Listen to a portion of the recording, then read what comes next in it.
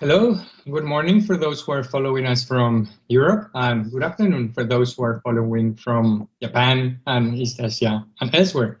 My name is José Ignacio Torreblanca. I'm the head of the European Council on Foreign Relations Office in Madrid, and it's my pleasure to introduce you today to our event, the EU and Japan Strategic Partners in the Indo-Pacific. I want to thank the speakers, the participants, the public who's following us, and overall the Japanese Foreign Affairs Ministry and the Embassy in Madrid, and of course also the technical team helping us making this possible. This will be a two-part event from 9:15 to 10:05. In our panel, the first panel, we will be discussing the protection of markets and the bolstering of security in the Indo-Pacific. We will then have a short 10 minutes break, and we will move into our second panel towards sustainable rules-based connectivity and digital transformation. We have an amazing lineup of panelists, and we look very much for a very fruitful discussion. There will also be participants asking the questions and a very good debate we expect. But before that, let me give the word and introduce this event for the opening remarks to, in the first place, His Excellency Ambassador Kenji Hiramatsu, Ambassador of Japan in Madrid. He will be followed by His Excellency Fidel Sendagorta, Spain's Ambassador in Tokyo, and by our Director at ECFR, Mark Leonard. So let me just give you the floor, Ambassador Kenji Hiramatsu. Welcome and good morning. Thank you very much. Good morning, ladies and gentlemen. Allow me first to express my gratitude to the European Council on Foreign Policy for hosting this online seminar and for its kind invitation. I am pleased to open the debate today together with Mr. Fidel Sendagorta, recently appointed Ambassador of Spain in Japan, and Mr. Mark Leonard, Director of the European Council on Foreign Policy, and to share the floor with the highly regarded experts, as well as Spanish government representatives from the Ministry of Foreign Affairs. Let me warmly welcome the two Japanese scholars who will contribute to this event. Mr. Ken Endo, Professor of International Politics, School of Law and Dean of the Graduate School of Public Policy at Hokkaido University, and Mr. Makoto Yokozawa, Director of Strategic and International Studies in Digital Economy and Senior Research Fellow at the Center for International Economic Collaboration. I'd like to thank them all for their participation in this webinar. I'm sure that their presentation will be of great interest. 2 years and 4 months have passed since I arrived to Madrid as Ambassador of Japan. During this period, I have witnessed a growing interest and understanding of the Indo-Pacific region in the European countries, including Spain. Last year, in September, the EU published its Indo-Pacific strategy, stepping up its engagement in the region, reflecting that world's center of gravity is moving towards the Indo-Pacific, both in geo-economic and geopolitical terms. This strategy refers to Japan in all the fields of cooperation, showing that Japan is a key partner for the European Union within the Indo-Pacific region. Today, we are sadly confronting a war in Ukraine. The aggression by Russia constitutes an infringement of Ukraine's sovereignty and territorial integrity and the violation of international law. It is an attempt to unilaterally change the status quo by force and shakes the foundation of the existing international order. In the Indo-Pacific region, also, any attempt to unilaterally change the status quo must be avoided, and therefore it is critical to further promote efforts toward the realization of a free and open Indo-Pacific. As it will be explained in the two panels of this webinar, we are not talking we are not talking only about military forces, but also about economic and technological clout through economic coercion and cyber attacks. Economic security must be preserved. The Ministerial Forum for Cooperation in the Indo-Pacific, held in Paris last February 22nd, underlined the need of realizing rule-based order in a free and open Indo-Pacific, a growth driver region comprising more than half of the world's population. In order to achieve it, Japan and the European Union have to strengthen their cooperation and work together in areas such as maritime security and safety, infrastructure development, building synergies between the EU's Global Gateway and the Japan-EU Partnership on Sustainable Connectivity and Quality Infrastructure, and last but not least, the improvement of the supply chains. I'm glad that concrete progress is being made, for instance, in the railway sector cooperation between Japan and Spain in Asia.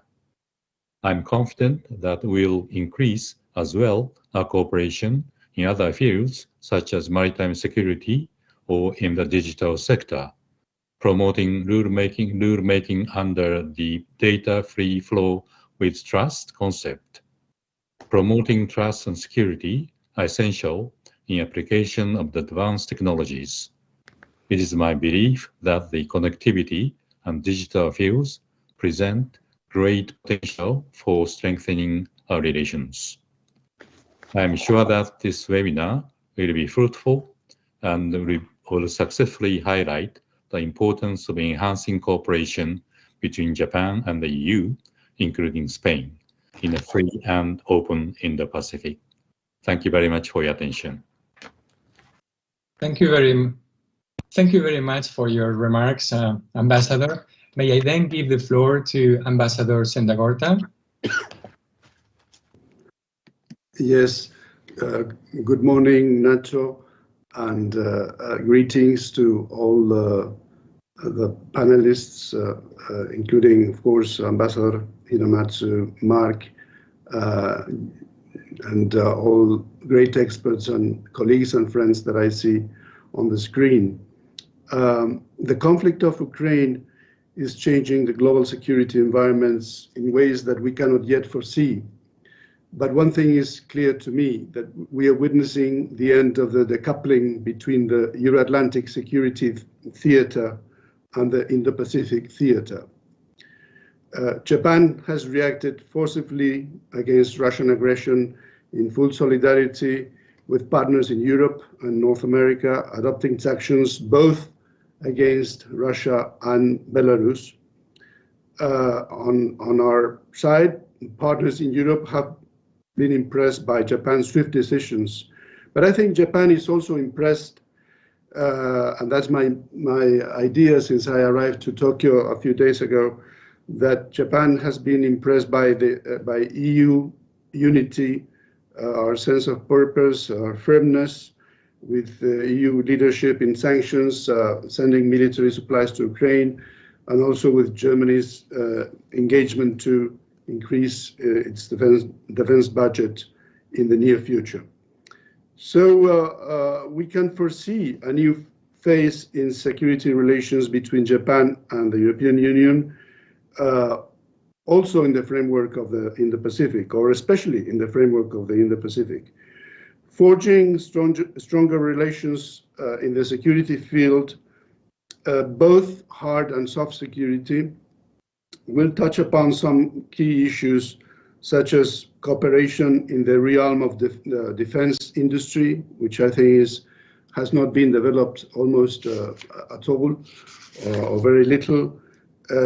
Second, cooperation in digital matters, and I think from now on, when a firm in Japan or in Europe looks for partners, looks for technological alliances, they will look both to Europe and to Japan, among other countries, to establish these partnerships with trusted firms and countries.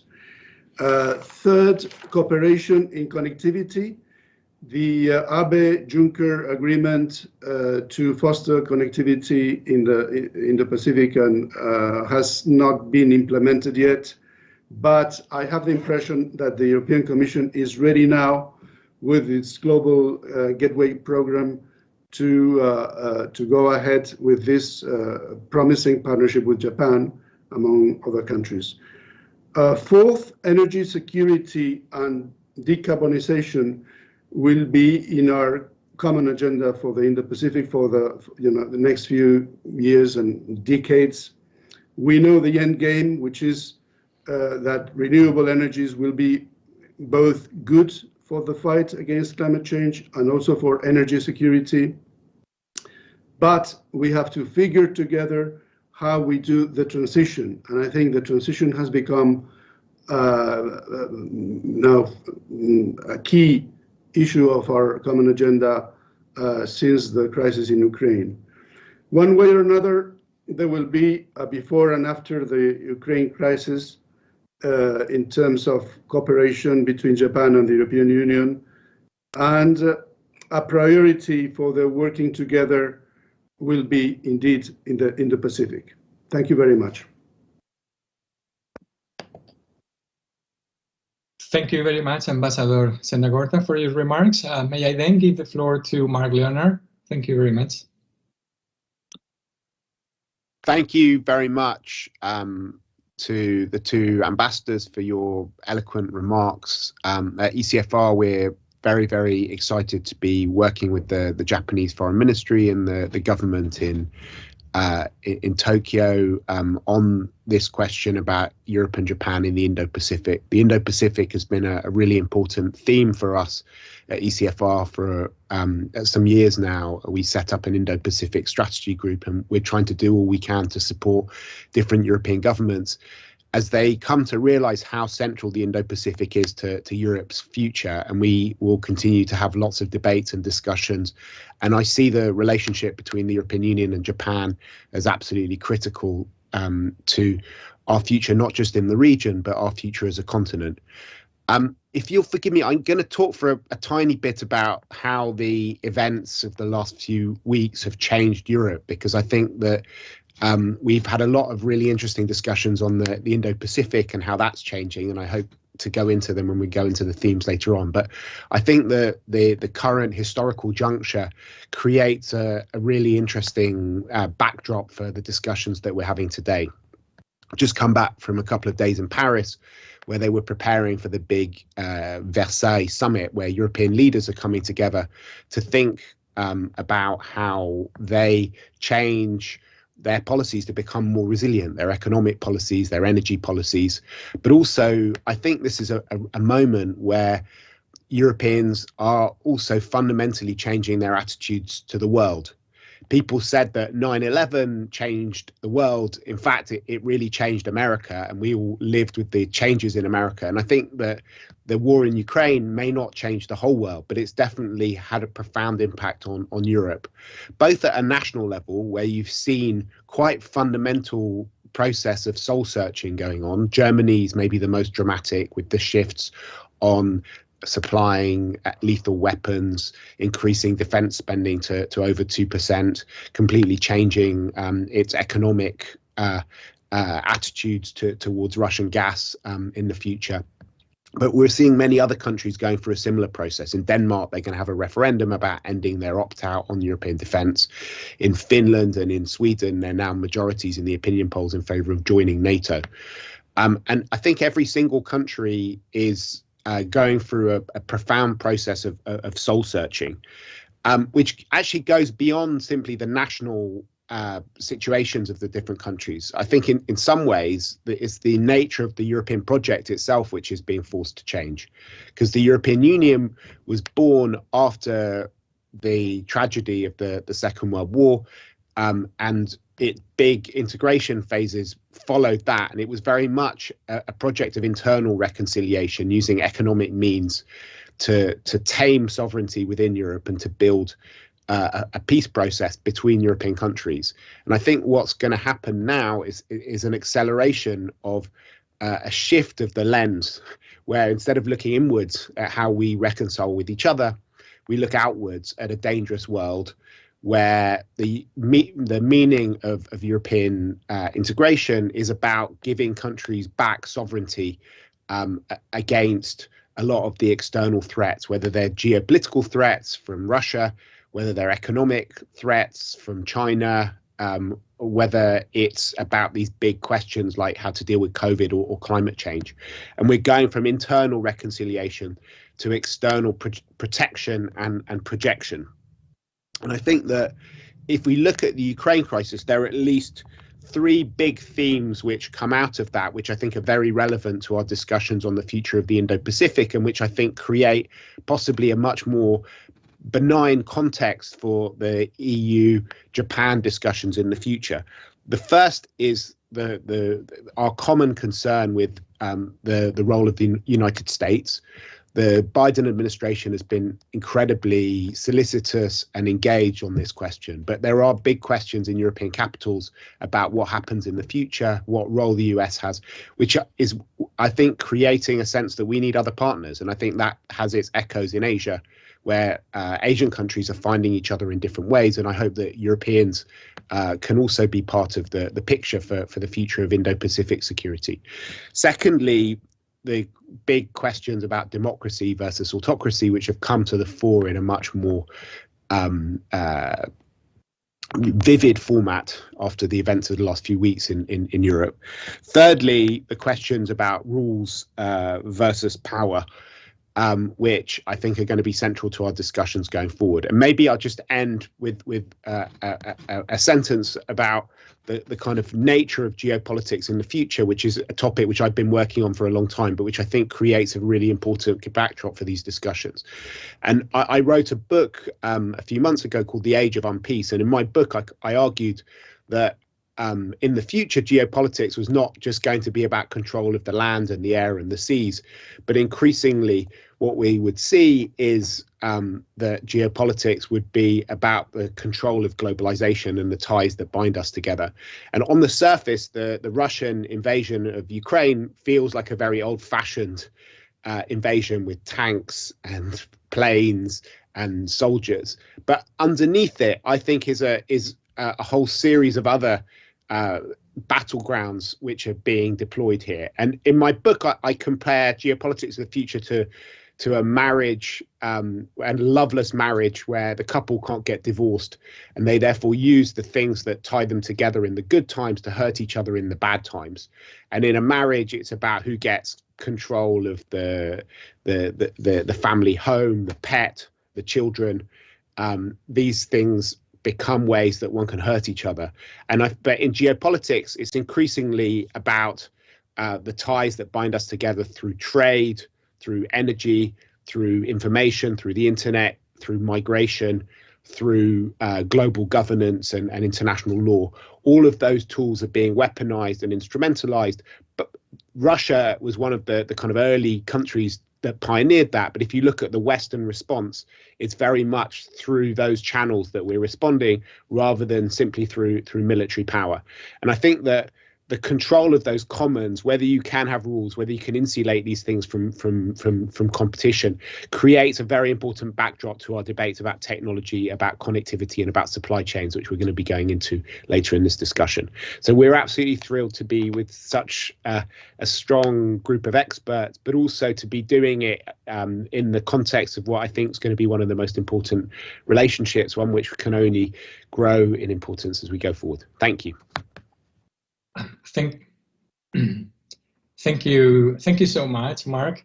And when we set up and started discussing this seminar back in November last year, it was hard to imagine how timely issues related with economic coercion and connectivity in the Indo-Pacific were going to be. So, as you all say, as the three speakers said, the war in Ukraine makes all the more relevant all the issues that we're going to be discussing here today. So let me just turn to the first panel and give the floor to the moderator of the first panel, Jonathan Hackenbroek, head of ECFR's Task Force for Protecting Europe from Economic Coercion. Jonathan, the floor is yours. Good morning. Thank you very much for being here with us, and good luck with your panel. Good morning, Nacho. Good morning to everyone. Thank you very much. I hope you can hear me and see me. Great. Good morning and welcome to the panel Protecting Markets and Bolstering Security in the Indo-Pacific. I'm Jonathan Hackenbroich. Nacho has introduced me. I'm leading ECFR's geoeconomic work, especially on economic coercion, where we've worked with different European governments, including the Spanish government, on concrete options for Europe to increase its resilience and protect itself against economic coercion. And I'm really delighted to be joined by three more distinguished, three more speakers and highly distinguished ones on this panel for this topic, where we'll discuss also three questions. One is how Japan and the EU can support one another's strategic quest for strategic autonomy and that of the Indo-Pacific region, where we'll discuss extraterritorial coercion and how to shield ourselves from it and how to cooperate on that quest and on protecting ourselves on it, and where we'll discuss regional security cooperation in different ways, where the EU and Japan can work closer together. And very happy to have on the panel these three speakers: Ken Endo, who's a professor of international politics at the School of Law and Dean of the Graduate School of Public Policy at Hokkaido University in Sapporo. Welcome. Carmen Cano, who's Deputy Director General for Southern and Eastern Asia at the Spanish Ministry of Foreign Affairs and the European Union and Cooperation, and our own Janka Oertel, our Director of the Asia Program and Senior Policy Fellow at ECFR. So very happy to discuss these topics with you. It's a vast plate of topics, so I'll give Ken the floor first for maybe an overview of the current EU-Japan relationship and prospects for closer security cooperation, and we'll come to other topics as we go along. I'll also say that this is a short panel. We have 50 minutes, so I'll encourage everyone in the audience already to think about questions and to submit them. We will be coming to you, or sorry, to raise your hand, and then we will come to you right after, so that we can cover as much ground as possible during this discussion. But for now, Professor Endo, the floor is yours. Oh, thank you very much indeed, Jonathan. And I'd like to extend my gratitude to the organizers of this timely event. I'm quite honored to be invited and happy to share some of the views that I have had over the past few months, and particularly over the past 2 weeks. Now, on the EU-Japan, Euro-Japan relations, it's almost ritual to stress the rising importance and salience of the EU-Japan cooperation and in recent years. And indeed, the several empirical structural factors point to a sort of golden age of the Euro-Japanese relations. And as all of you know, the EU and the EU member states and Japan have recently invested considerable time and energy to upgrade their cooperation, both formally and practically.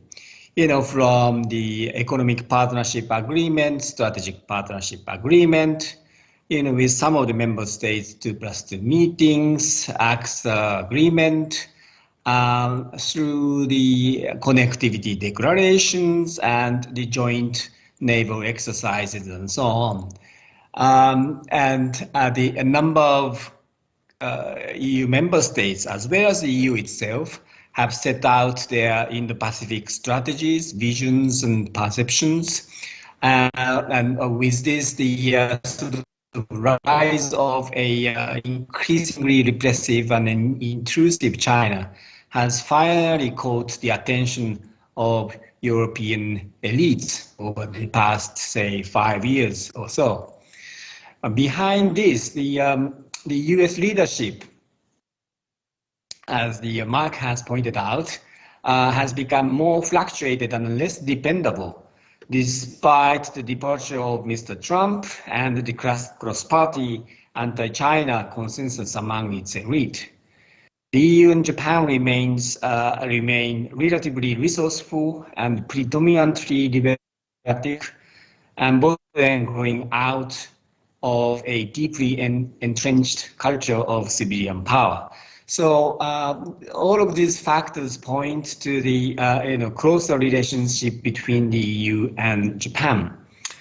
Now, as everybody has referred to, we are in the midst of the Ukrainian war. Now, the naked aggression by the Putin's Russia is a sort of complicated factor in that context. Although in general, this is a factor in favor of further enhancement of the EU-Japan cooperation. Now, first, this is an attack against the universal rules, norms, rule of law, freedom, democracy, human dignity, and almost everything Japan and Europe stand for. And we are pretty united in the interest of maintaining these values, and in particular, the principle of non-violence in changing the status quo. And we are also reminded that it would be disastrous to leave the authoritarian regimes unchecked. Complicating, however, is that inevitably Europe's attention to the non-peaceful rise of China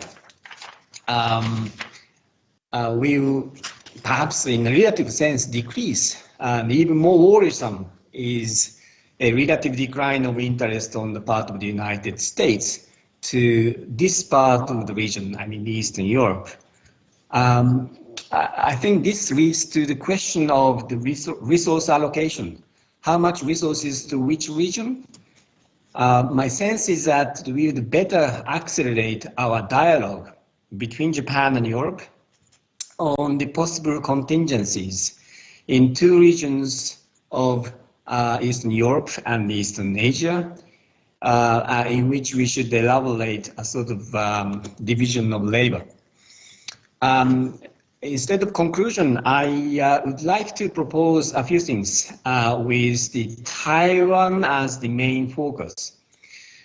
On the Ukrainian crisis, we present a pretty strong united front against Russia. Of course, every nation has its own sensitivities and thus differ in the details of sanctions. Yet overall, we are on the same page. And the same has to be the case with the Eastern Asian contingencies, by which I mainly mean Taiwan in particular. Europe would not sort of feel the same magnitude of shock waves when Taiwan is attacked, perhaps. But it is almost the same posture. China doesn't recognize the importance of a democratically governed, elected government-governed society. People in Taiwan, roughly 24 million population, has its own identity, history, languages. Some of them overlapped with China, but never identical to China.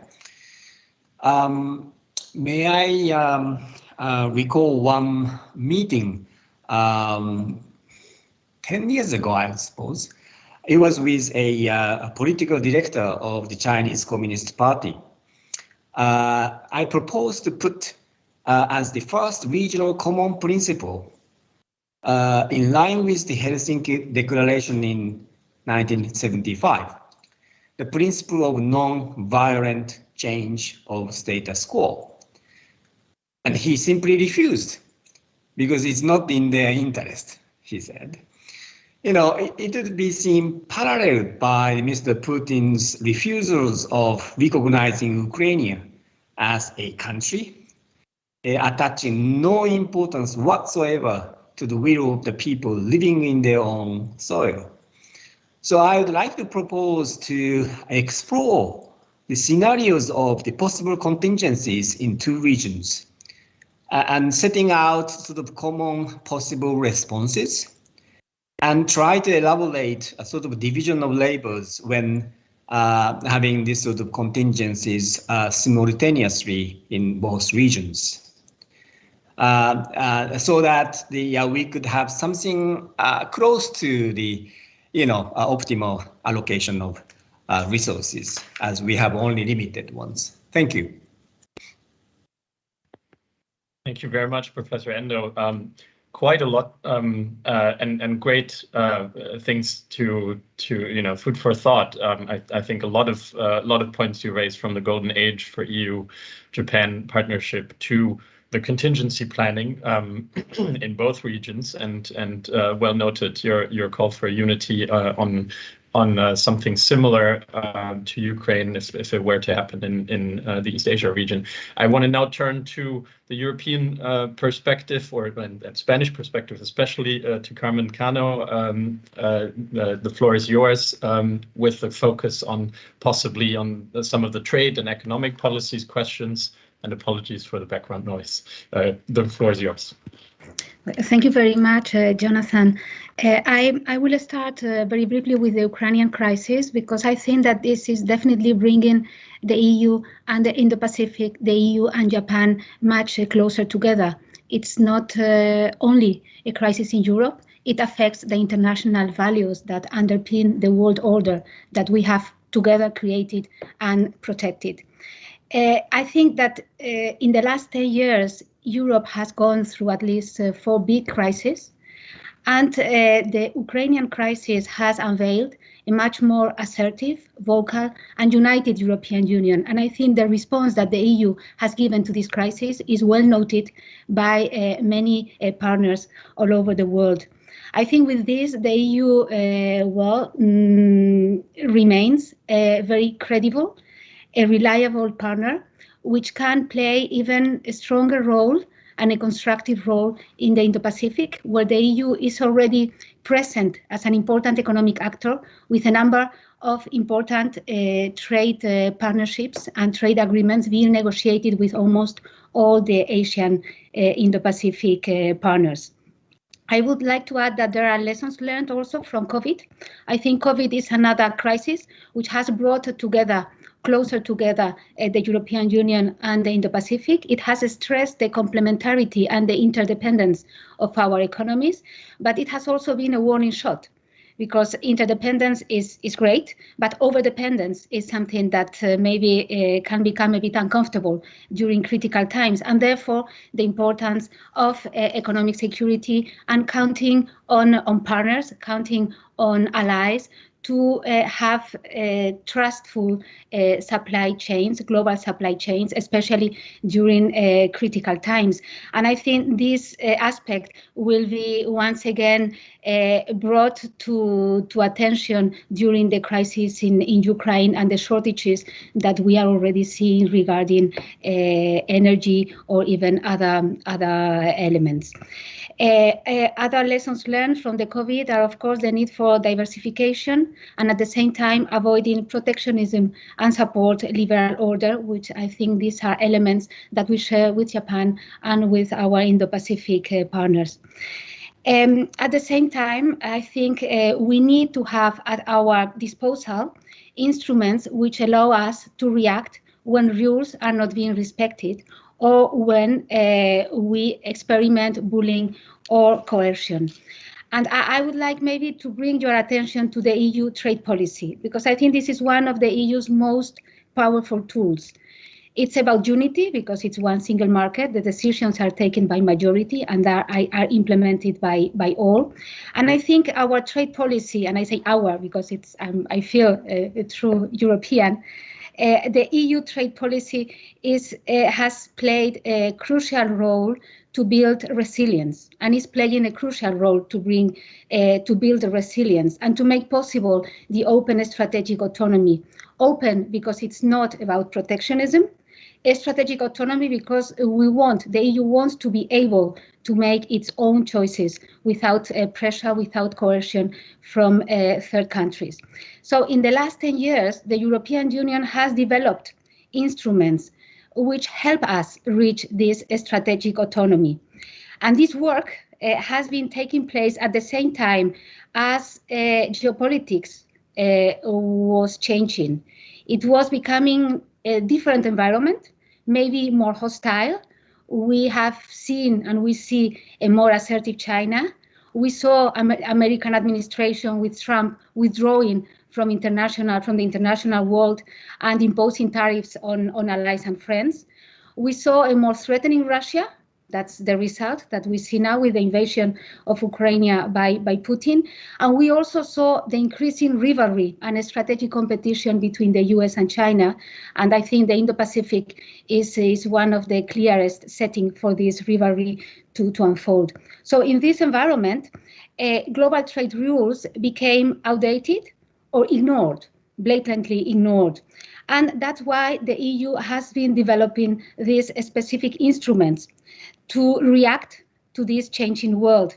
And we have also, the EU has also proposed, set on the table, for discussion with partners and other countries, proposals to update the existing organizations. And I think, for instance, WTO is a clear example on how international organizations can be outdated, and it's something that we are working very closely with our friends, specifically with Japan. I will very briefly just mention these instruments that are the trade architecture of the European Union, very briefly, because I don't want to run out of time. We have the TDI, the trade defense instruments that we have used several times to face the problem of overcapacity, steel coming from China, the solar panels, etc. We have the FDI screening mechanism, and I think it's important to stress that its transposition to national laws is already taking place and was accelerated during the COVID crisis. We are discussing the procurement instruments, the legal instruments regarding subsidies, and also the anti-coercion law, which is maybe the last piece of this architecture. All these are new tools which they are not country targeted. You will not find any reference to any country. But very honestly, I think these discussions wouldn't have been triggered without the assertiveness of China and without the asymmetries and the lack of reciprocity and the lack of playing field that have been a constant in the relation between the EU and China. All these measures, all these instruments are in compliance with the WTO. And maybe regarding the anti-coercion law, which was presented by the European Commission in December last year, this had been already announced almost 1 year ago. So it's not a direct reaction to the diplomatic crisis and to the coercion on Lithuania. It's something that was already there before that, because the EU had to react and had to adapt to new dynamics of power, where trade is increasingly being weaponized. And we needed to have the instruments which permits the EU to react to this kind of situations. I will not enter into a technical explanation about this instrument, but I think the most important characteristic is that it should be mainly a deterrent and a last resource, and it is being carefully discussed and done in accordance with the WTO. And just to finish very briefly, I think that with Putin's invasion of Ukraine, we are entering in a new world which is unpredictable, which is volatile, and which is definitely much more dangerous. I mean, we are also moving from geopolitics to geoeconomics. And I think in this particular context, it is important to count on partners, to count on friends, to count on allies. And I think the European Union needs the Indo-Pacific partners in the same way as the Indo-Pacific needs the EU, and we definitely need to strengthen our cooperation in these fields. Thank you very much, Carmen, for this very rich introduction also from your side to the topic and opening statement. Lots of points raised not least, of course, something we've worked on as well, the anti-coercion instrument. The EU's response to the fact that more and more trade is power-based and not rules-based anymore, while at the same time one would almost want to say dual circulation, if that term hasn't been doesn't have a totally different meaning these days. While at the same time we of course want to continue rules-based trade wherever that's possible and where partnerships are important, as for Europe and Japan, and also something where what brings people together. I now want to turn to Janka exactly on that part of where trade is becoming more and more power-based and on economic coercion, China's changing role in that. We've seen certainly changes in how economic coercion from just 2 years ago, where you had a lot of Europeans say things like, that might not be something that China might be using against Europeans, to now where we are now. So a changing role, but also what it means, what the unity now on Ukraine and sanctions against Russia means for relations with the Indo-Pacific or between the Indo-Pacific and region and Europe. Janka, the floor is yours. Thank you very much, Jonathan, and thank you very much to the previous speakers, which I knew were going to be so fantastic that I can only play one role, and that is stir things up a bit, be a bit rowdy, and maybe create a little bit of controversy so that we have that as well. I would argue that China has become an actor that is practicing the art of economic coercion ever more skillfully, but not only in the region, in the Indo-Pacific, but also in Europe. And with growing economic strength, the portfolio just gets bigger, the capacities grow stronger, and you can do more things. It's actively asserting its own preferences with the full toolkit of diplomatic, political, and economic means, and is also increasingly showing its military might. We've seen this with regard to Korea, Australia, but we've also seen countries in the Indo-Pacific region fight back, particularly Australia, in an incredibly impressive way, and actually in a more impressive way than Europeans have so far been able to do. And therefore, I find it quite striking that we have a Lithuanian foreign minister traveling to Canberra because he finds like-minded partners on the other side of the globe, where he thinks that he can connect and he can actually work with well, and he can get some inspiration from. Europe has beefed up its tools, as Carmen has said, and I think this is a really important step. But as all the previous speakers have said, the Ukraine crisis is an inflection point. It really has to tell us something is different, something is up, something is new in the system, and that we have to think things through again and see whether we have our assumptions right. I think we really got a good lesson over the last 2 weeks in the art of taking seriously what authoritarian leaders say. And so I wanted to do that very, very briefly in 2 minutes with regard to Xi Jinping.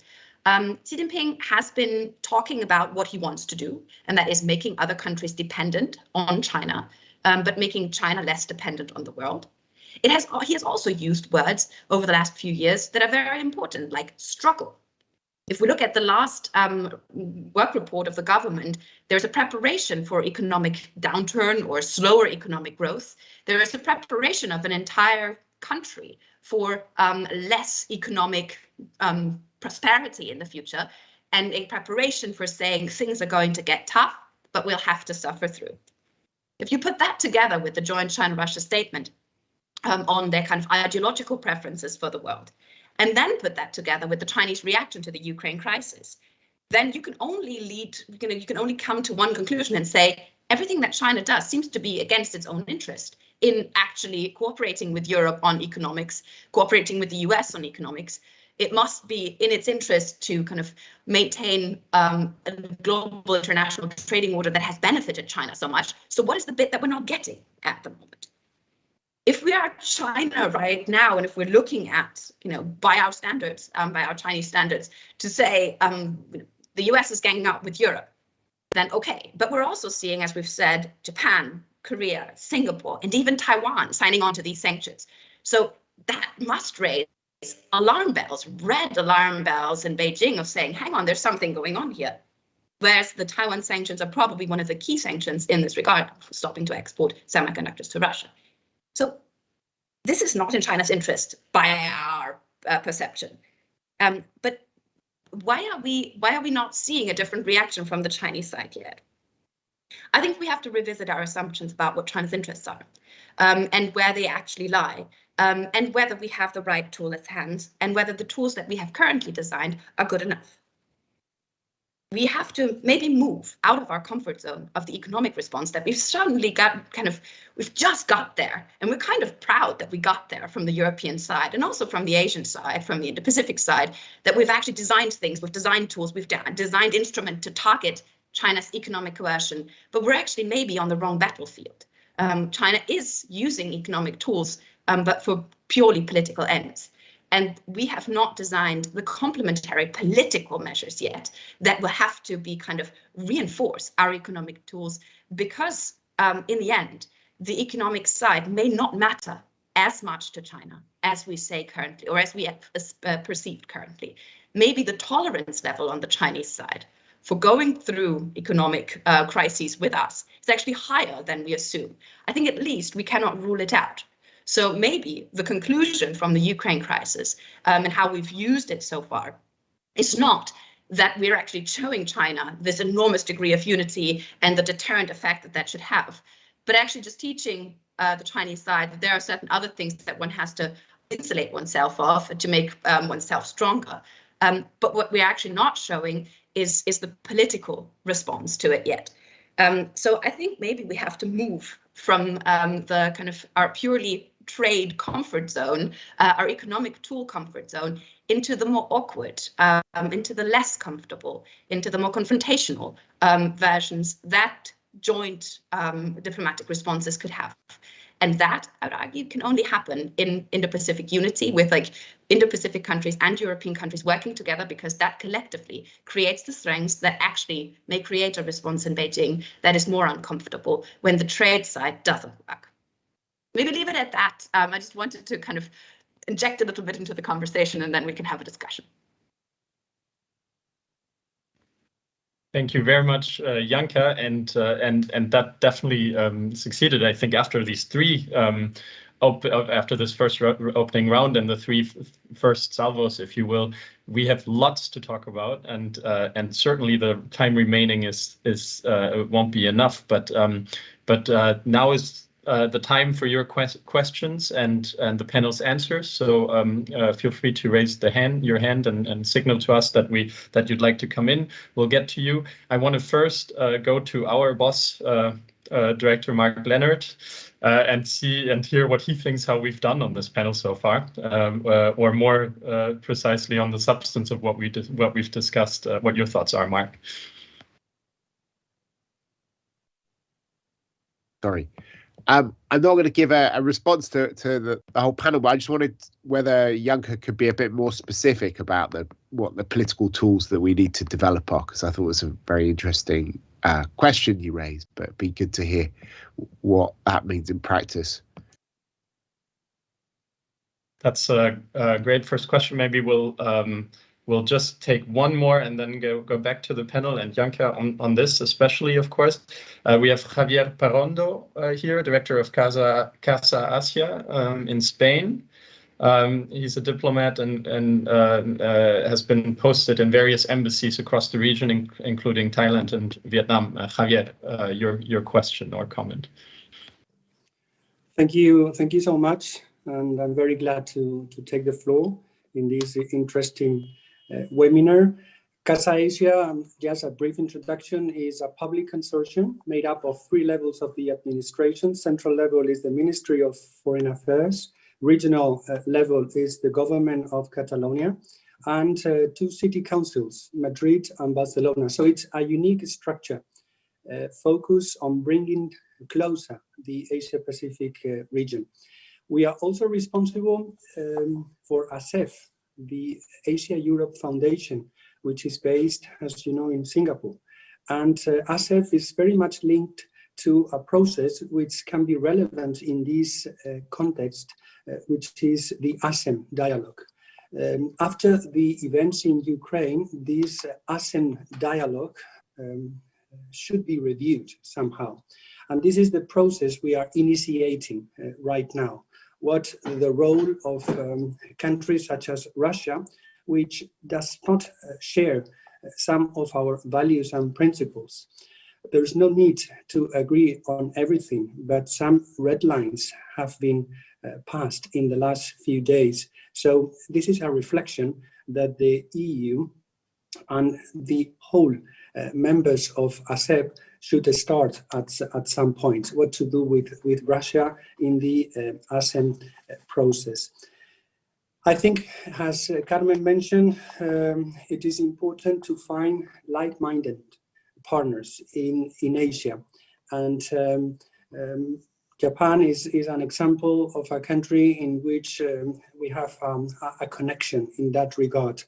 And since we are diplomacy based on public, an institution based and focused on public diplomacy, I would like to highlight the importance here of civil societies, because they are, in my view, a powerful driver for peace.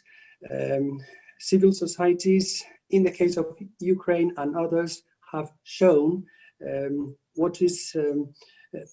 how opposed to violence are, for example, the youngsters and the society as a whole.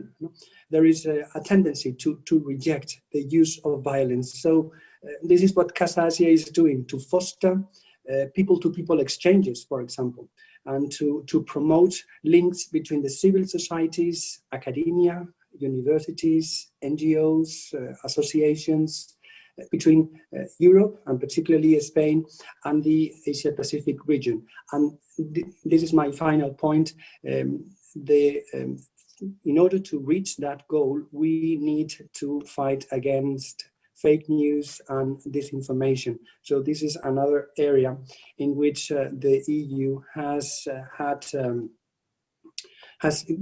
given some steps in the last few months. That's all from my side. Thank you so much for this interesting panel. Look forward to following it. Thank you very much, Javier. And we'll take one final question in this round. Maybe we will get to another one. We'll see. Depends on the panel and the conciseness of their answers. But in any case, now over to Reinhold Brenda, who's at the European External Action Service, head of the division for Japan, Korea, and Australia, and New Zealand, and the Pacific. Reinhold, for a concise comment or question, yes, the floor is yours. I will make three brief comments, if you allow me. Yeah? Good afternoon, good morning, of course, to everybody, and thanks for putting this great event together. I think it's very instructive and useful and timely also. And very interesting that it is held by colleagues in Madrid. I find this interesting. Spain is interested in the Indo-Pacific in itself is also an interesting signal.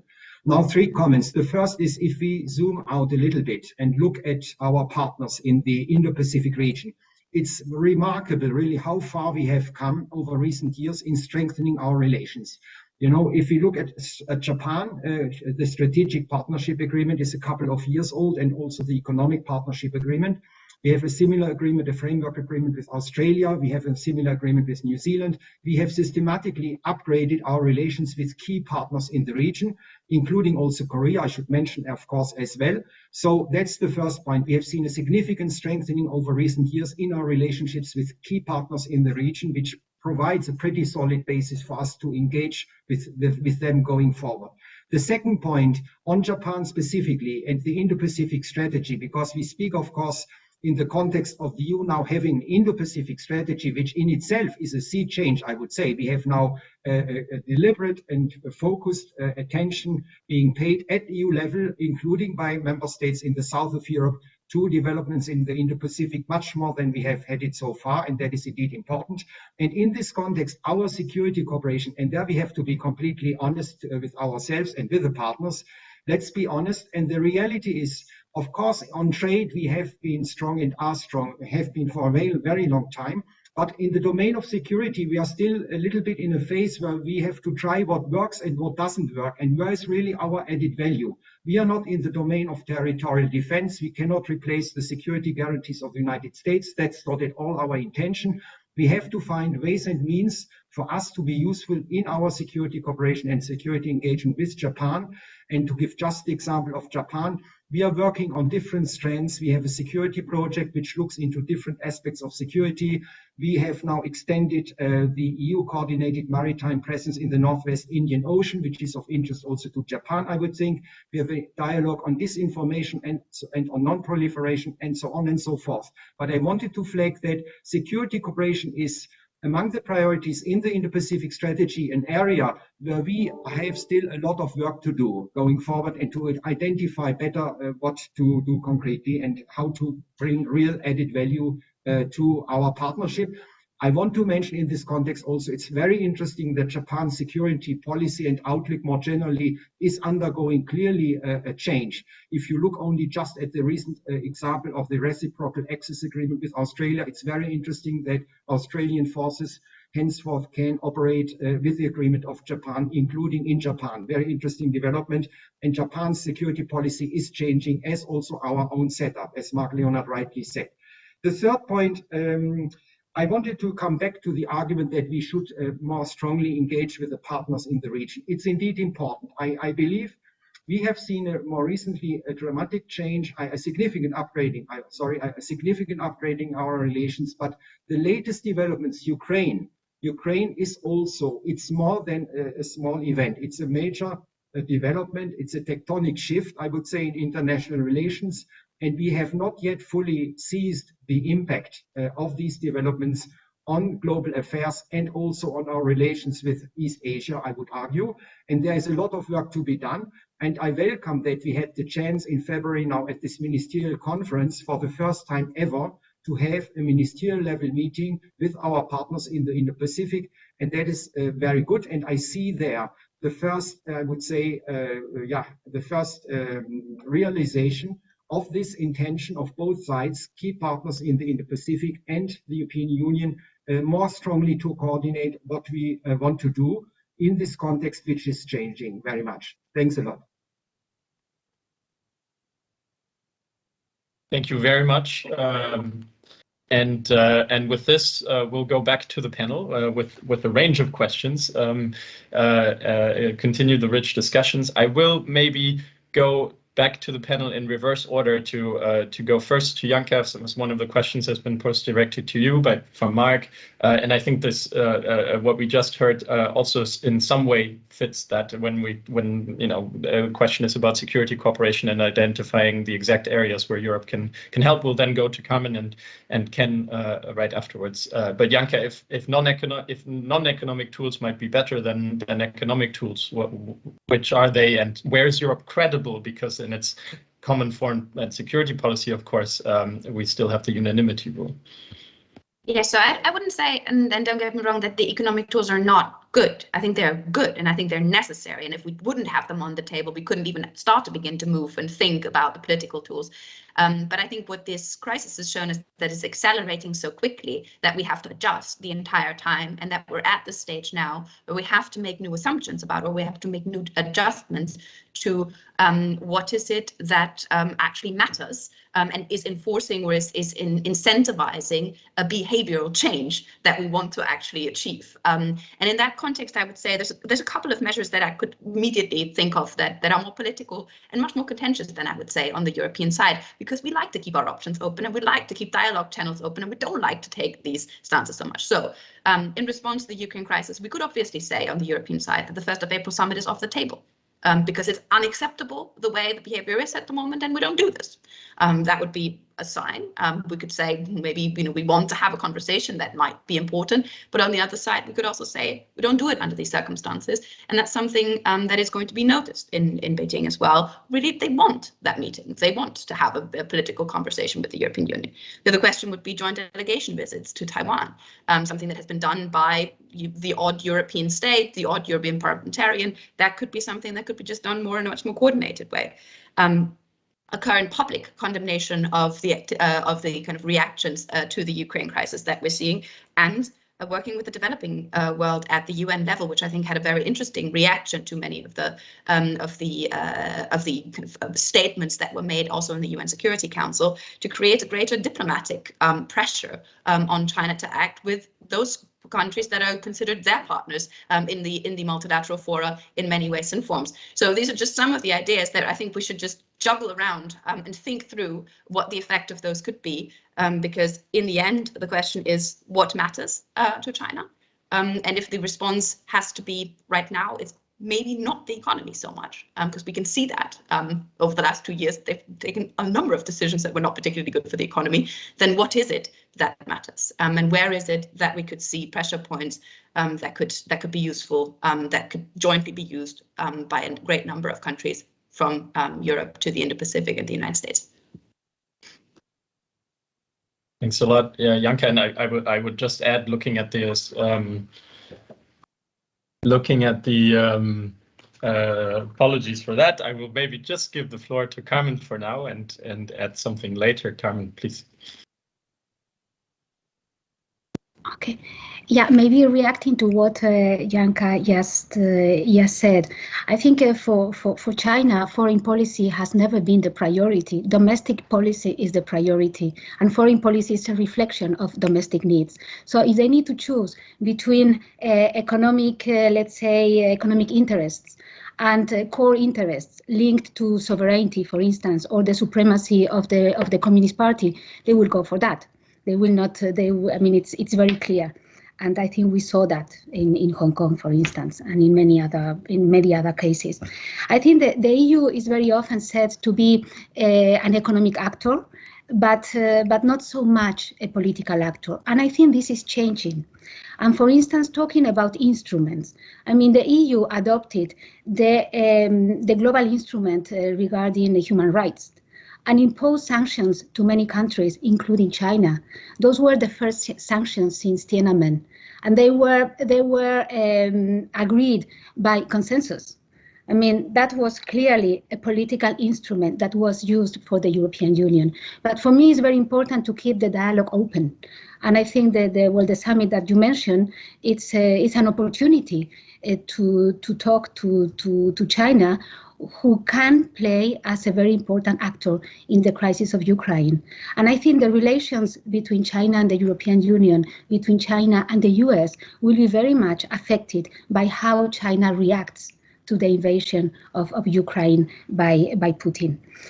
Regarding security and economy, well, I mean, the Indo-Pacific is the place where we have 60% of the global maritime trade going through.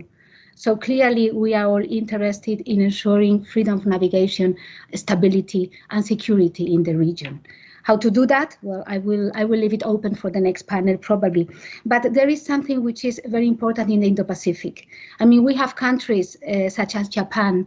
They depend, from the security point of view, their dependence is from the US, but economically is China the main market for exports and also the main supplier. So this creates an important dynamics. And I think it's also crucial that we don't make Asian partners choose between security and the economy, between the US and their dependence on China. And I think that's an example on how the EU policy and the EU trade activity in the region is so important. Because in these last years, as the Trump administration decided to withdraw from the TPP, China has taken the opportunity of adopting a more central role in the economics in Asia. And I think that's something that the EU can clearly counterbalance. We can present other options. And well, I think economic security is also an important aspect where the EU can play a very important role. So when I talk about security, I think it's not only hard security. I think there are many other implications that we need to take into account. Thank you very much, Carmen, for all of this and all these points. What I wanted to mention is on the economic tools is as well, if you look at the Ukraine sanctions regime, is that at least as far as we can see in the history of sanctions and economic tools being used, it's always important to that the goal matches the economic pressure that's being applied, and that if it goes too far, and if you have a too ambitious goal like regime change or something that's so ideological, like clearly Ukraine is for Putin, then there's a limit to what economic tools can achieve clearly. So just to underscore that, but that's probably true for all tools, and probably it needs a combination of all. We'll see if Ken agrees on that, but also what you would like to add on the other points that we that were raised: civil society, the economic partnership, the security cooperation, identifying the concrete elements, and that colleagues have mentioned already. For the last contribution, Professor Endo, please. Right. Well, I would like to thank the two comments from the floor. The first about civil society. I certainly believe in the strength of this sector. And for instance, whenever we have sort of infringement in human rights by the authoritarian regimes, I think we should enlist those incidents jointly at the level of, amongst the civil societies between Japan and Europe. For instance, when you had an exhibition of Mongolia in one of the French museums, they had to cancel this sort of exhibition because the China wanted to impose their historical view on Mongolia as, always a part of China.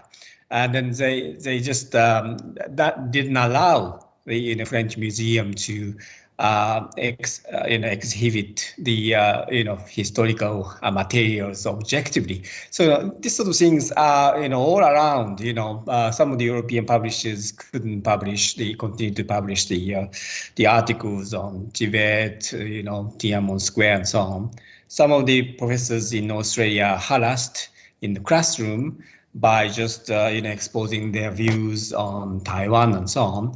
So these sort of things can be enlisted amongst the civil societies and then try to combat. But second, a little bit contradictory to the first point, I think the cooperation amongst the civil societies is certainly welcome, but not really enough in the age of this sort of naked violent aggression and atrocities, both committed by both Russia and China. I think here there are some roles for the public authorities, the states. The Ukrainian crisis has incidentally widened the scope of cooperation amongst Japanese and European countries, ranging from the non-lethal or lethal weapons to the bank settlements and so on. I think we have had some sort of quite sort of powerful tools to try to sanction those committing the atrocities. Now, I think we should keep this in mind and try to elaborate the plans for the the joint sort of sanctions in case of similar kind of incidents. Third, may I re-emphasize the link between Taiwan and Ukraine? I think it's not it's not well felt in Europe. I just came across an article at Yomiuri Shimbun in Japan, which reported that reported of the Chairman Xi Jinping's remark that he wouldn't support the military unification of Ukraine by Russia because he didn't receive the similar sort of support for China with regard to Taiwan. This sort of link is explicitly made by the Chinese leaders. The implication is that if Russia supports the military unification of Taiwan by China, China would have, supported this sort of military aggression to Ukraine. I think we have to be aware of this sort of way of thinking. And then I think this risk is, what I feel, is not as strongly felt as should be in Europe. Thank you. Thank you very much, Professor Endo, and that brings us to the end of this panel and of what I think was a very rich, for 50 minutes or maybe 55 minutes, a very rich discussion which touched on lots of points, both from the golden age that's before us or that we've already entered of our partnership between the EU and Japan, to the contingencies in the East Asia region, and just as Professor Endo just mentioned, the possible link or the clear link that's being made in China between Ukraine and Taiwan, to this very interesting discussion about what are the tools that we need. Do we not have to think about more political tools as well, in addition to economic tools? Civil society cooperation, diversification or reinforcement of our trade relations, and of what matters to China ultimately, domestic policy and domestic policy choices. All of this, clearly, to sum it up, brings Europe and Japan closer together, if anything, that's for sure. And so I'll end this first panel. The second one will start sharp at 10:15, I've been told, so in 3 minutes, so the break is fairly short, but Nacho, our head of Madrid office, will be back with you to talk about the sustainable rules-based connectivity and the digital transformation with an excellent panel again. Thank you very much for now.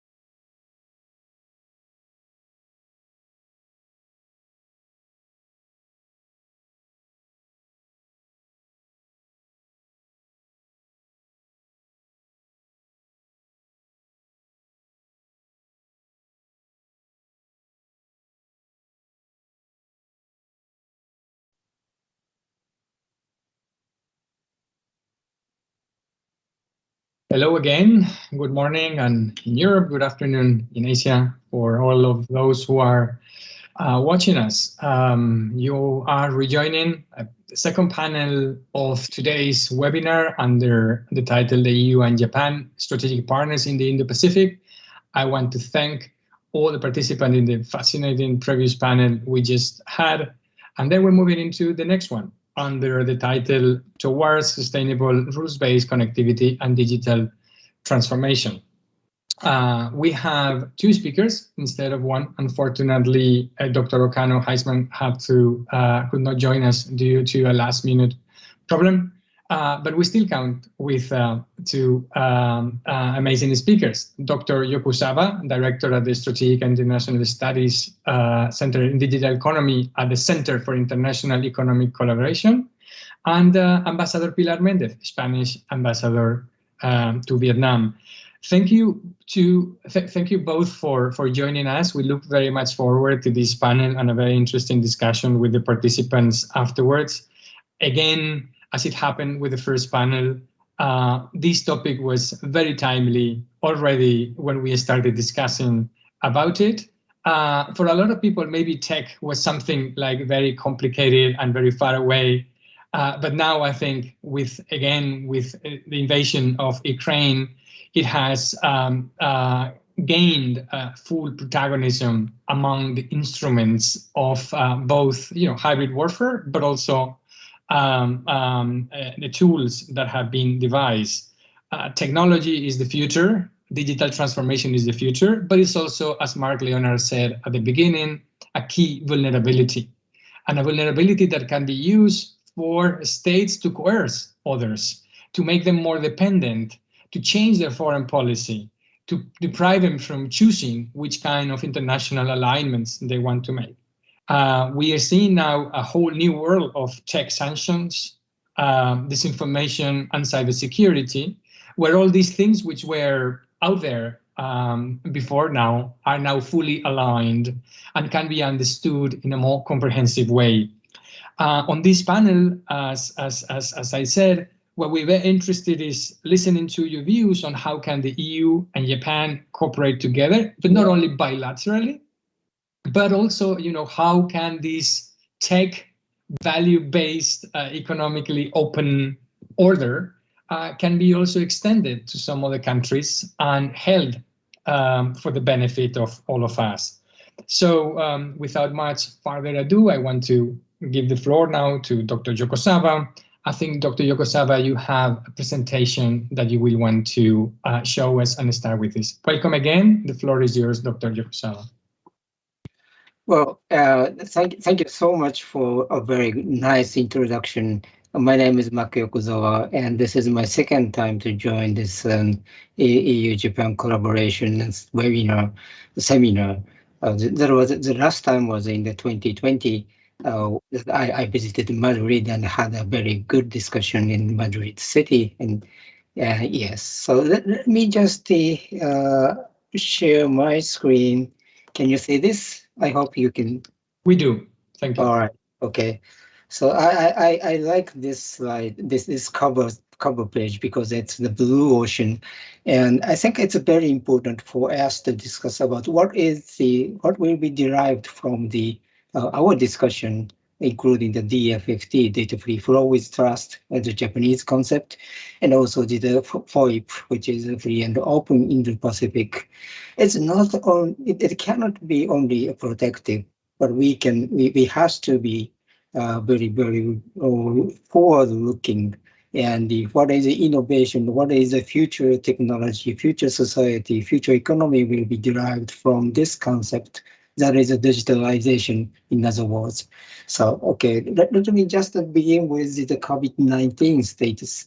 So this slide clearly shows that how we can utilize the data and the advanced technologies.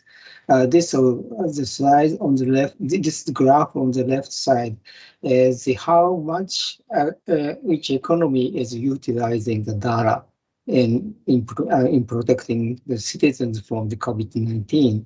So as you can see, the Korea, China, Taiwan, they are very enthusiastic to utilize the data, health data, and infection data. And the Japan and most of the European countries are not so enthusiastic, because we wanted to protect the citizen data, the personal data. So this clear contrast is shown in the infection rate, the infected persons per million people. So if you use the data strictly without, if you prioritize the low infection rate, you will have to expand the usage of the data. So this is what we have experienced in these years. And on the contrary, the citizens' sense about the protecting their data is in the opposite tendency, because the larger scale the data will be utilized, the support rate, there will be less consent or support from the citizens. This graph also shows the opposite tendency, and shows how difficult to utilize the personal data, even in the preventing the infection. So this is to show how difficult the utilization of the data and the data transformation is, and that will drive to the two different style of the thought or policy making styles in the authoritarian countries and the democratic countries. And I was skipping this slide because it is already very familiar to you, the specialists. So this describes how the technology can be utilized in the society. And this is the very, very important slides for our discussion, I guess. So we are talking about the free and open Indo-Pacific. And we have a very good example in the single market in Europe, EU.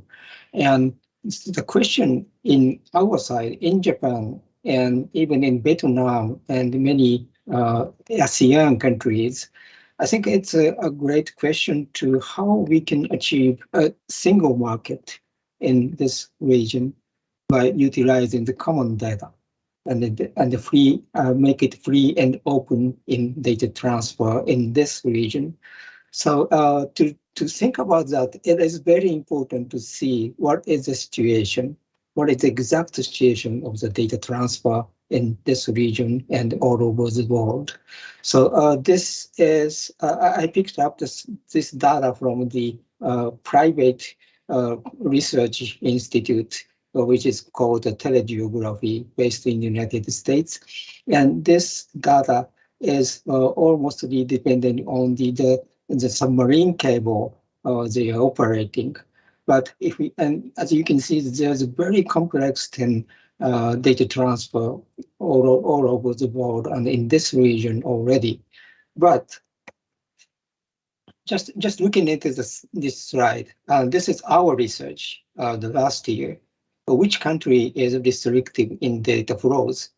So as the number one is, as you can imagine, that's the Republic of China. And as we have talked about Taiwan, Taiwan is very low in the restrictiveness in the data transfer.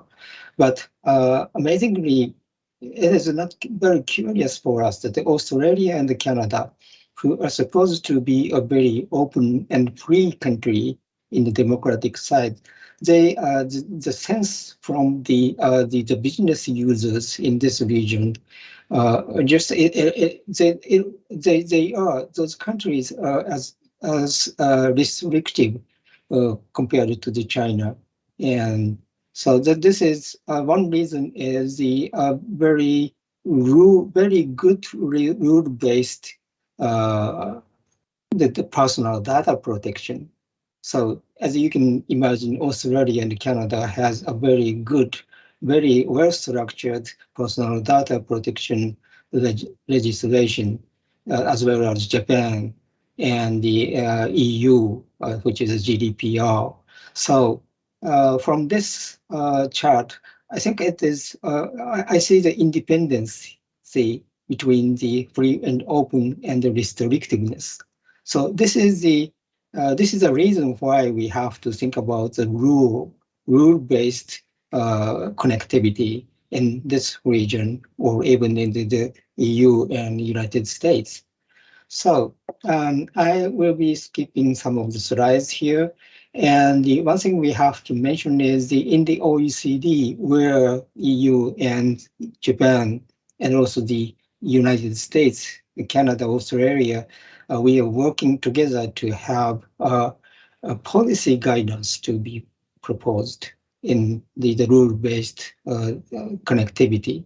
So this is an example of the government access, which is a very good word to think about the Ukrainian situation, that where the Russia and the many other, maybe China, is be thinking about the how they can rule the data in the personal private sector. Sorry, so the government access to the personal data held by the private sector. Sometimes in today or tomorrow, they are just accessing these data by the very compelled way.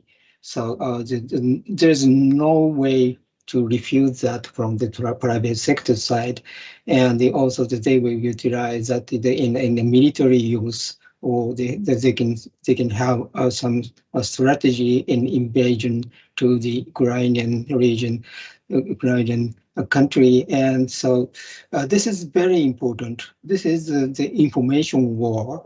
So that they can use as a tool, a powerful tool to fight instead of the real missile or some of the nuclear bomb or any other things. So this is a digital war. So and the how we can make a democratic and humanitarian rule in this government access is very, very important to think about the rule-based connectivity. So in OECD, they already have shown the 7 policy guidance, like shown in the slides in the left-hand side, such as the legal basis and the access legitimate aims and the transparency, approval for the constraint placed on the government access and the others. And my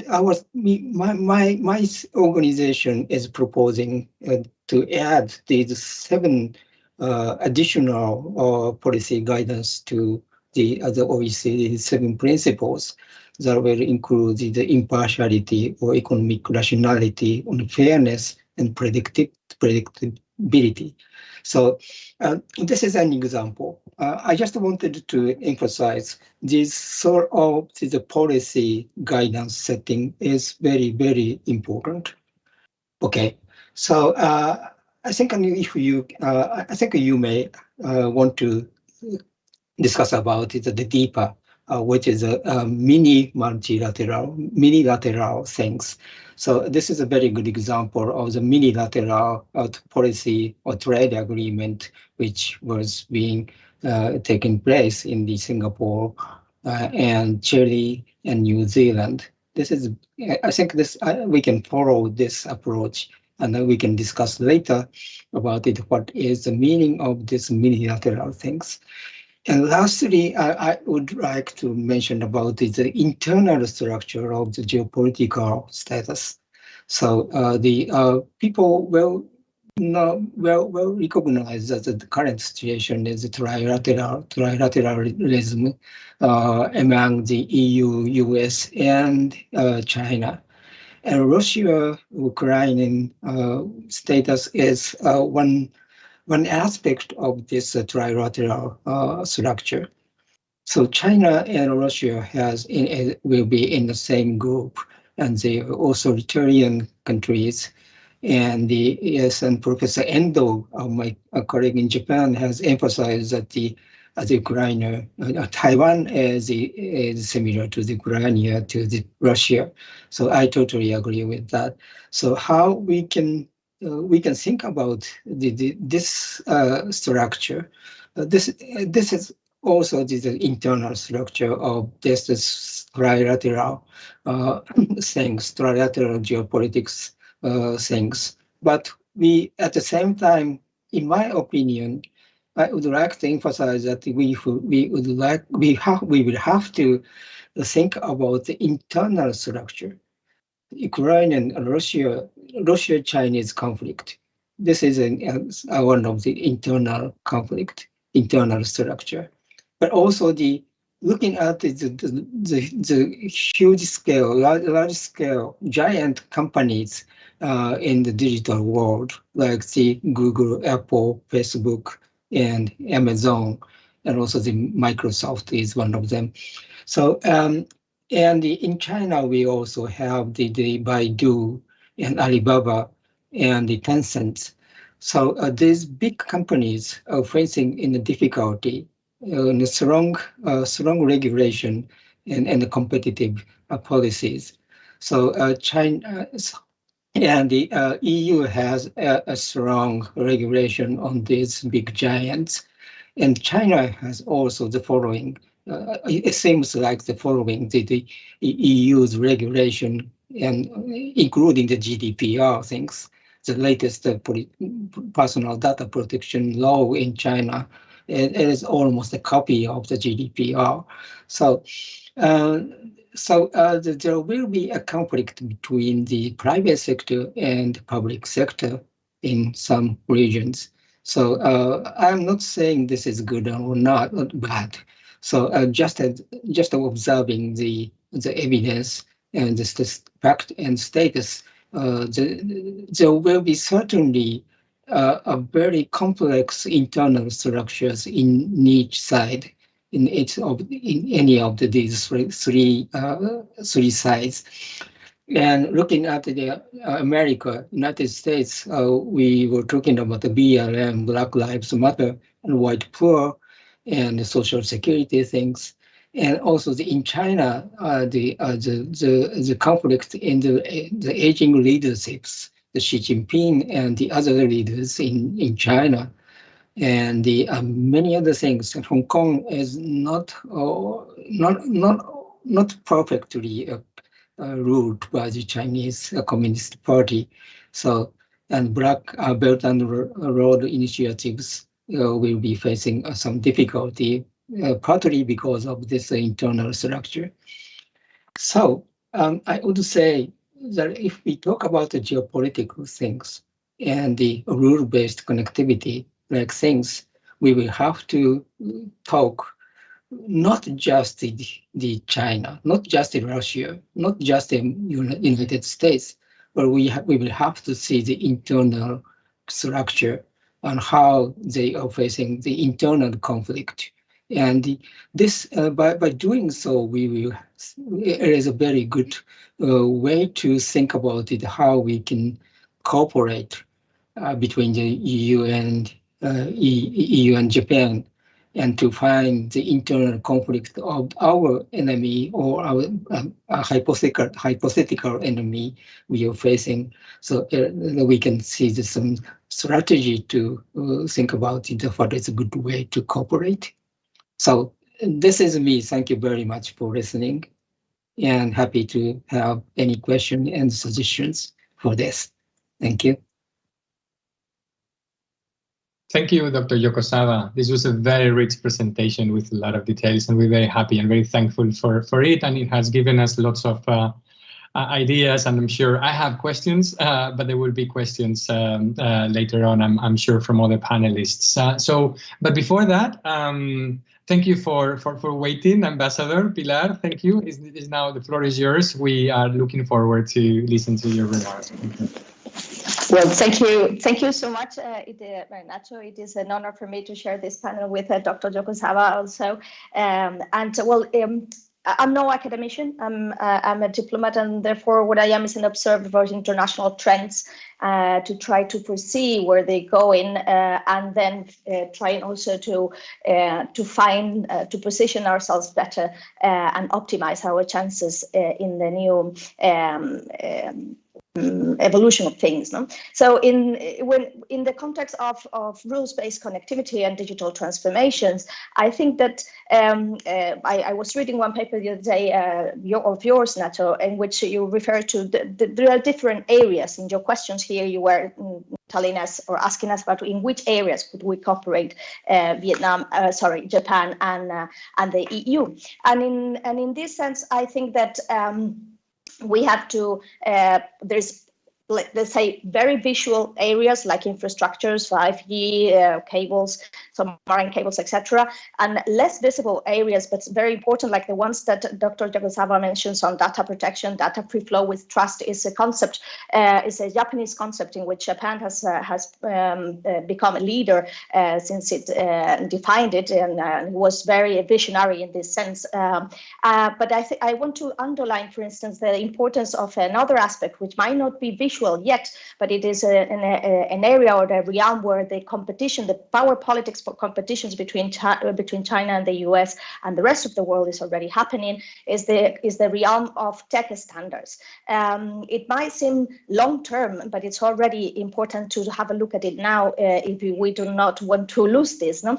The standardization patents are very significant tools. This is the next frontier where power politics competition is already taking place. So if we think about, I was reading the other day about third-tier companies are companies that produce goods, second-tier companies as companies that design technology, and then first-tier companies that are those who set the standards. And in that sense, and one thing that you need to admire about China is the fact that the model of governance allows them to think very strategically and with a long-term sight, something that in which I think democracies we need to put a lot of effort than we have put in the past. So China, the Made in China 2025 is already in the past. In 2020, they already launched a new national strategy, China Standards 2035, which want to make China a first-tier incubator of these companies, of this type of companies, in order to make China a net receiver of licenses fees. Now he is a net payer of licenses fees. No? For that, he has already developed 52 agreements on a standard cooperation along Belt and Road Initiative. And this is very important because standard essential patents, the so-called SEPs, are very important as long-term dependency tools. In the sense that when you own a current patent, you have power not only on this current patent, but you also have power on the next generation of patents. So if you have the power on the 5G patent, let's say, you will already have power on the 6G patents. And so this creates long-term dependency, but also these SEPs are tools for trade and interoperability, and therefore they create, there are tools for partnership, for long-term partnerships. And at the end of the day, they are strategic geopolitical tools that will allow those who own it to set the new geopolitical order. No? So I hear from Vietnam, from Hanoi, where I am sitting. I try to follow very much the Japanese academia and also the South Korean academia, because they are both the two main investors and trade partners of Vietnam. And I was very surprised to read the other day a paper from Professor Lee of Yale University.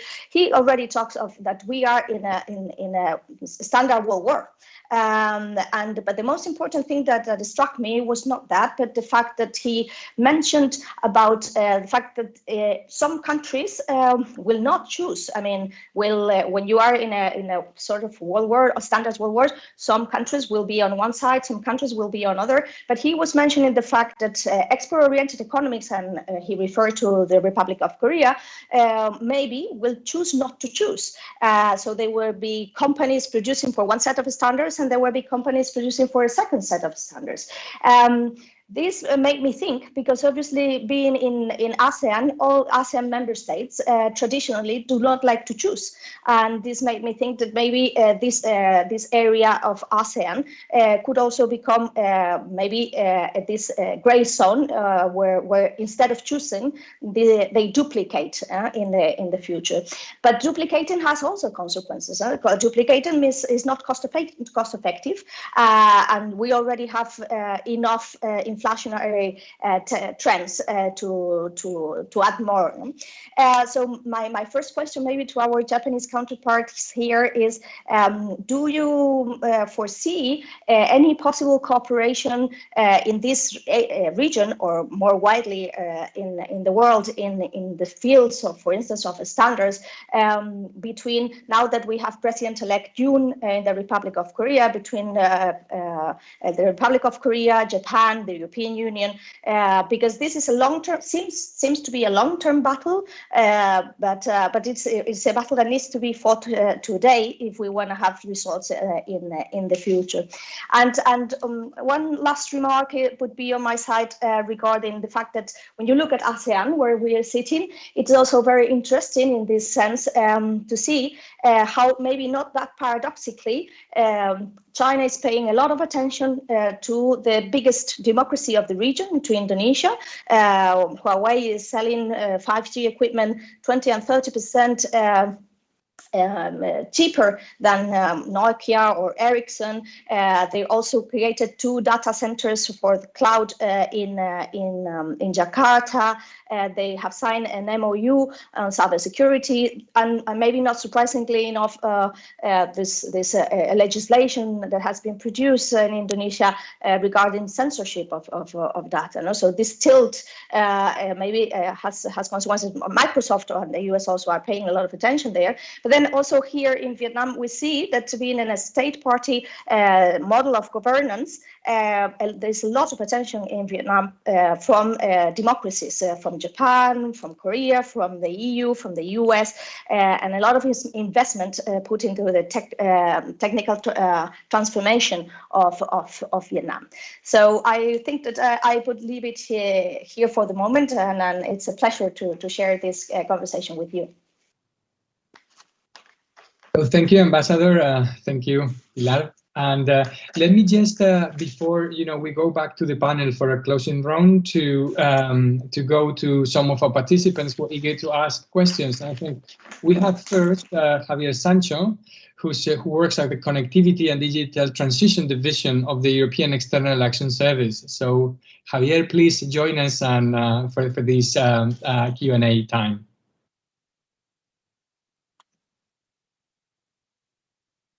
I think you're muted. We can hear you at this point. Second, please. Now it's okay. 1 second. It's all fine now. Is it working now? Hello? Working? Yes. Good morning and good evening to everybody.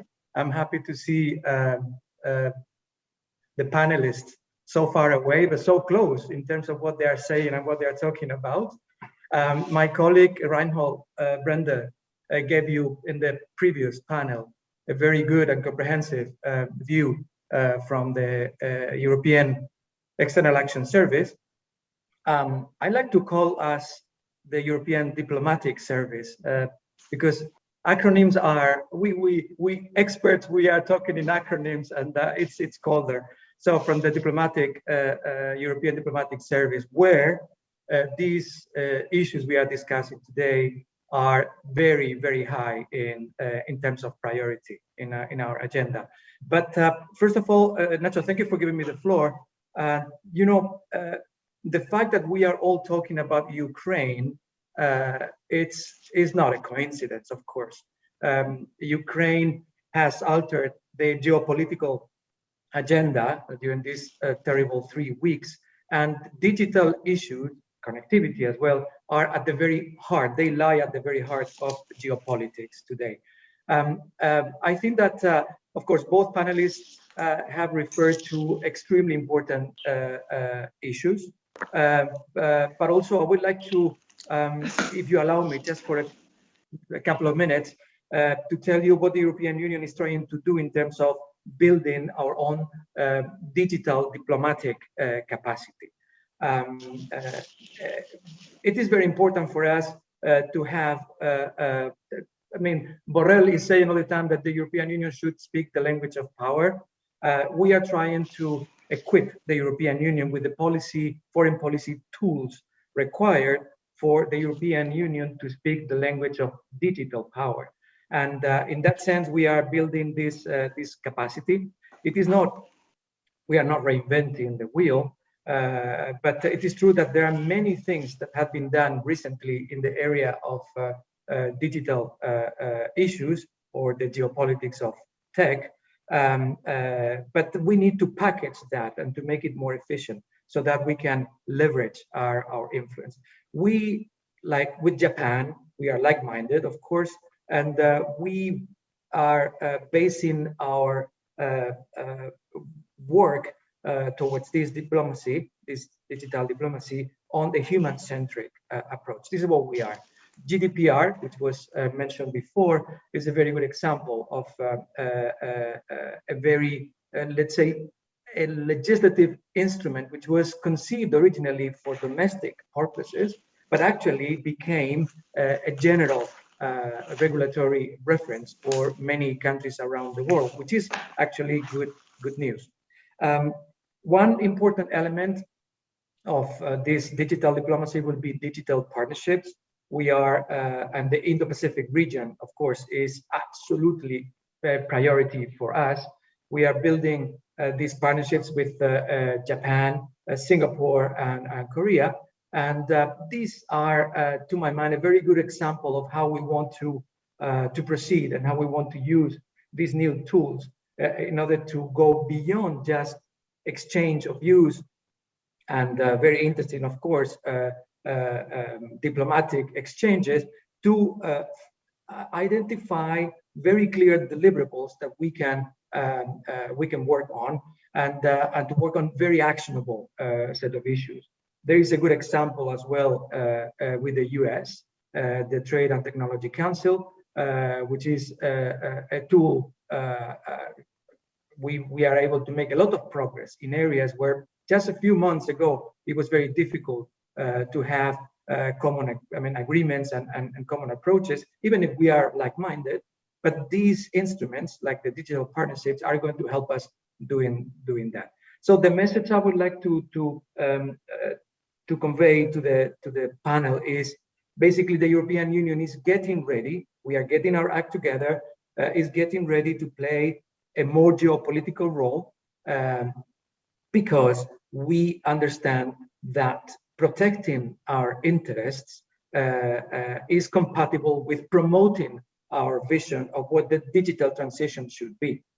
There is no difference between domestic agenda and external agenda, no more. It's the same. And what is going on in Ukraine and the way things are interlinked, I think, further confirm that. In that sense, the work we are doing with our partners in the Indo-Pacific area are going to be, to my mind, very consequential, and they will set the tone for what is coming after this. So thank you very much. I appreciated very much the explanation given about data flows. This is, of course, will be one of the core issues discussed in this in the framework of this digital partnership with Japan.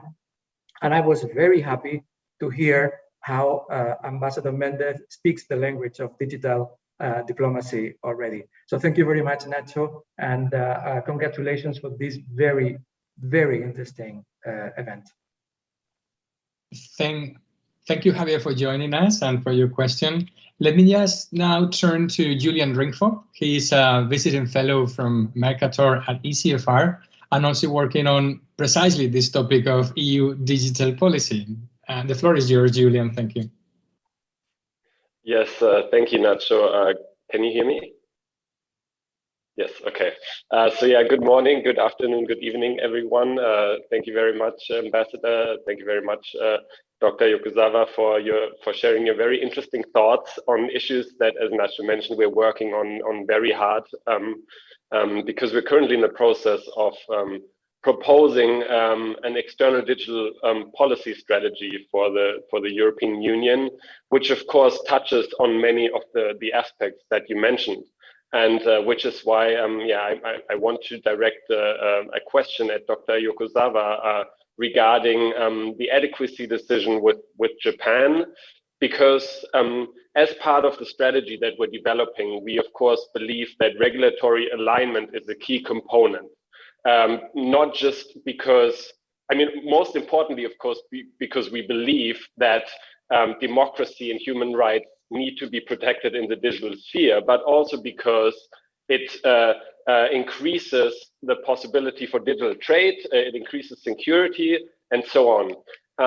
But as we now, we're talking to a lot of EAS delegations on how we can support them in implementing or helping third countries to seek regulatory alignment in data protection, for example. And for us, it's very important to be able to show the value of this.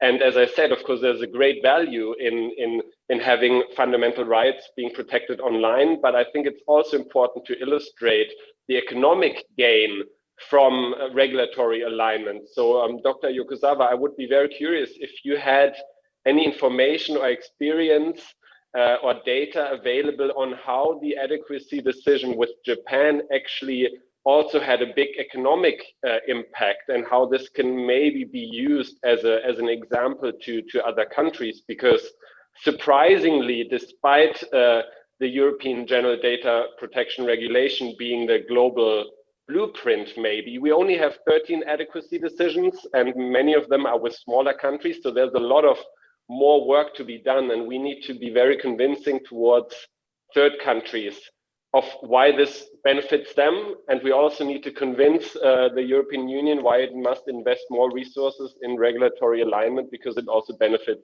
the European Union. Thank you. Thank you so much. So I don't want to make the life of panelists more miserable by adding a question or two to them, but I will try.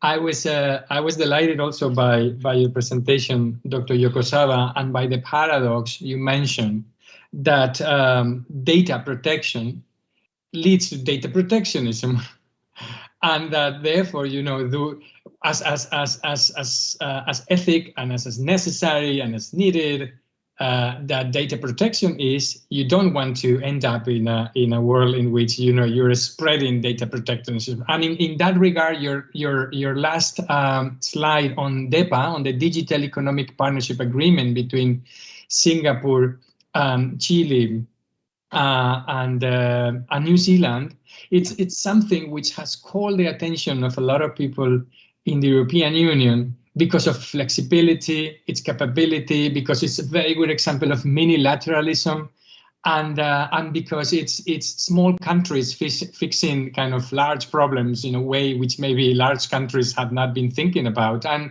my question would be, you know, why is it that this DEPA treaty, or what do we need to push it, in a sense, to become also, as Pilar was saying, a standard of treaties? Because we need also to standardize agreements and treaties in order to have a rapid and free flow of agreements and treaties, right? Not just of data, right? So, you know, why is it that something which everyone so unanimously described as being very successful, it's not making its way, or maybe it's already doing and I have missed it? And then for Pilar, my question is, to which extent Global Gateway is seen in the region as a real alternative? Does it have teeth as compared to the BRI, or it is still too early to call on this? So thank you for this. We have a final round. I would ask you to be brief. We can maybe run over 5 minutes. But so if I give you 5 minutes each, then you can deal with these questions. I know they're big questions, but maybe you just can hint at the answer. And I'm sure there will be future occasions for continuing our conversations. Thank you so much. So maybe I can go on a reverse way. I can go to Dr. Yokozawa and leave Pilar for closing the panel. Okay, thank you. Oh, okay. So that's me, right? Okay, thank you. Oh, thank you, Jose, and thank you, Javier. That's a very good, important question for me regarding the GDPR adequacy recognition in Japan. I have experience in touching upon this from the year 2012, and I was visiting Brussels many times as a private sector representative. And to answer your questions. Yes, GDPR has a great impact in Japanese business because it cut the cost in the compliant cost in doing our business in European Union region because we don't have to make every time contract or many of the consent users data subjects consent will be not necessary after we had the adequacy recognition. So it might be for a single company, it might be maybe a 1 million or 2 million US dollars or euros. Maybe that's too many, the huge money to have efficiency and a good advantage in doing business in EU. And the second question from Javier is how we can expand this good cooperation. So this is my counter question to European Union. That is, do you want a copy of the GDPR in each economy, or you can see the diversity in some meanings? So, and a very good word to explain this is the Apex CBPR. Okay, so many of you have already know about this. This is a certification mechanism. It is not included in the GDPR, but mainly from the US proposal, a US style co-regulation. Co-regulation means the private sector and the public sector will cooperatively make a good rule setting, rule-based connectivity, as we are discussing. So, and Japan is doing both adequacy recognition with the EU, just the mutual things, and also we are leading the CBPR co-regulation approach. So, well. And so my suggestion to how we can expand the GDPR concept or the fundamental human rights things, this is very important and nobody will object about this. So maybe an Indo-Pacific style could be have some flavor of the co-regulation approach with the GDPR's fundamental concept of the human rights. So what will be the best way to blend this and to think about the good mixture of these two concepts in a very diverse culture in the ASEAN area or in the Pacific area? That should be the very important things. And I hope this could answer to Javier to this questions. Thank you. Thank you so much. Then, Pilar, please. You're muted now. Sorry. Sorry. No. Thank you very much. Yes, very interesting question. I think I'm not the person to address this question. I think this is a question that we could address Javier Sancho, and he most likely would have more information than me. But I think that Global Gateway will be an important instrument. I know maybe it is now a little early, but the most important thing about the EU is that we have the instrument, and this is once we have it, its impact is long term. The question here is that we need to be very wise in identifying the projects, because in the let's say physical world, the projects can more easily be identified in energy, in water management, etc. But in digital connectivity, for instance, what I would suggest is that we look at what is happening if here in the ASEAN region. You were asking also in the questions speakers propose in this panel, what are existing initiatives? Well, I think there is we need to pay attention as, for instance, projects in the fintech area, and because now that we see that the weaponization of finances with the use of SWIFT, well, SWIFT, we don't know for how long this will be useful. Maybe this is the last time that we are able to use SWIFT as sanctions. If it will take a while yet for China and Russia to have an alternative system, but they are already thinking about it. It will take years maybe to develop it, but for how long we will be able to rely on SWIFT when such drastic measures are taking place. If we have a look here at the ASEAN region, there are very interesting initiatives. There is, I was reading the other day, a PricewaterhouseCoopers industry box in Asia regarding CBDC. So I think this is very interesting, and I think that we need, for instance, to have a look at.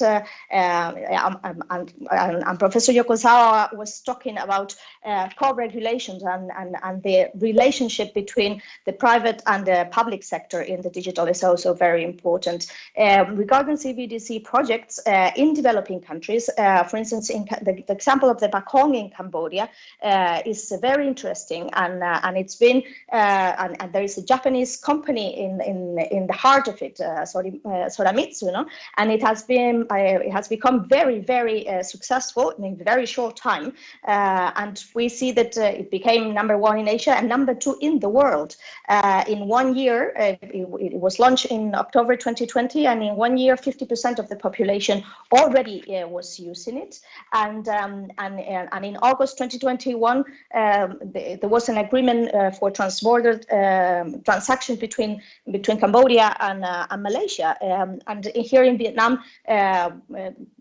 We think that maybe just yet early, but maybe in 2-3 years' time, CBDCs could be a reality soon. No? So I think that in the European Union, we should also be using Gateway for digital connectivity in fintech, because this will have very important effects. CBDCs will have positive and, as everything, positive and negative effects. I mean, they will start closing the gap between urban and rural areas.